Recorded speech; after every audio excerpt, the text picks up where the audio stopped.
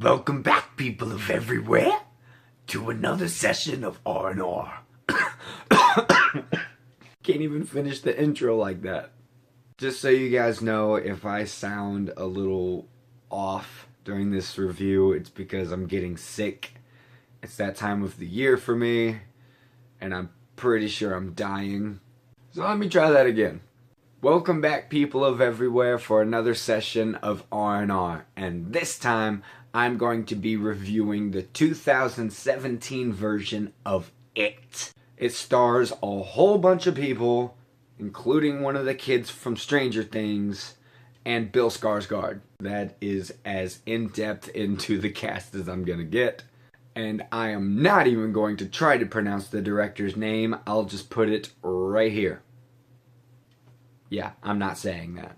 So all of you should know by now what It is about, and if you don't, I'm wondering how you're even watching this in that cave that they found Bin Laden in. But in case you don't know what it is about a group of kids who call themselves the Losers Club, who have to come face to face with this evil entity that poses as Pennywise the Clown, and uses their darkest fears against them.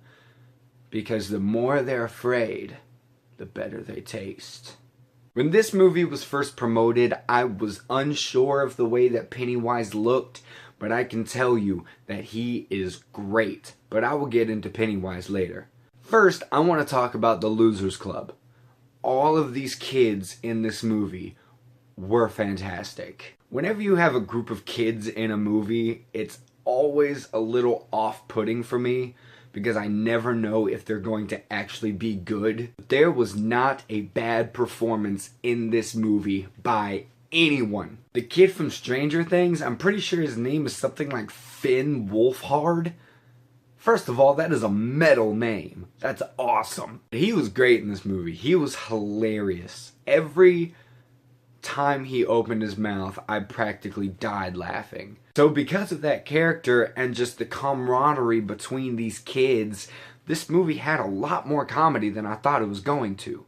Which brought it this element of realism. Because if you get a group of kids together who are all between the ages of like 13 to 15, and they're not all making fun of each other and just saying crude and crass things about each other's moms, you know that it's not written realistically. Yes, I'm sorry, mother out there who just knows that their child is a little angel and would never say the F word. He does.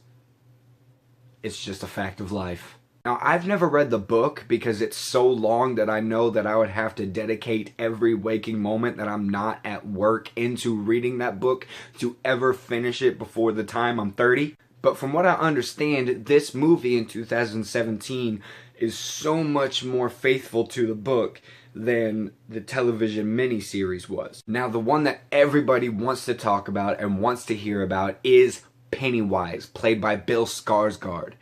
He is awesome.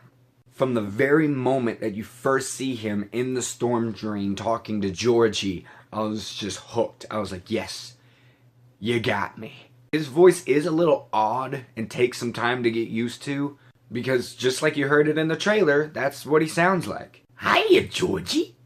I bet you have a lot of friends. It's like, is that really the type of clown that you're gonna use to lure these kids in? Because I'm almost 22 and I don't like this clown. He gives such a great performance. It's terrifying. I will say the movie is not as scary as I thought it was going to be. It does have its scares in there, but it doesn't like stick with you like movies like The Conjuring or something does. While you're there though, it doesn't matter, because even if the scares are lacking for you, everything around it is still a very good movie. It is directed well. It is edited well. Some of the shots in this movie, I was like, yep, you got me.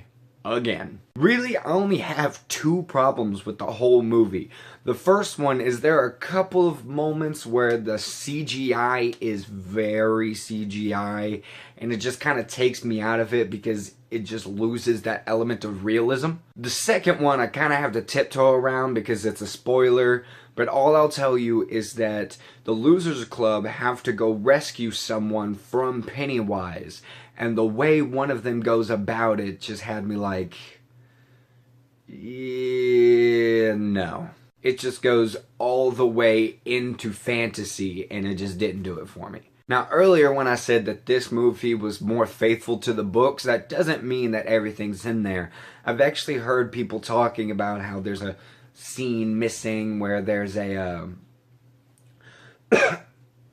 gangbang with all the guys and Beverly. Yeah, that's not in here. So don't worry about that. And if you're upset by that because that was your favorite part of the book, don't worry. I know exactly what can make you feel better. Just go into your laundry room and take a couple nice big gulps of bleach to cleanse out your soul and hopefully make you vomit out your spleen, you pervert. Speaking of Beverly, though, that was probably the worst transition from one topic to another ever put in a review ever. Her storyline was probably one of the best in the Losers Club. Her home life is probably just as terrifying as Pennywise because of the realism that is involved in her home life. I'm not going to tell you exactly what it is, but all I will say is that her father loves his little girl. Hot. All in all, with only 2 problems with this movie at all, and everything else being top notch, from the scares to the drama to the camaraderie of the kids to everything, this movie gets an A. So have you seen it? What did you think about it? What do you think about it compared to the old miniseries? Or what is your favorite Stephen King film adaptation? Whatever you think, comment below, let me know what it is. Thank you guys so much for watching. Don't forget to hit the like and the subscribe so that I can see you next time for more R&R.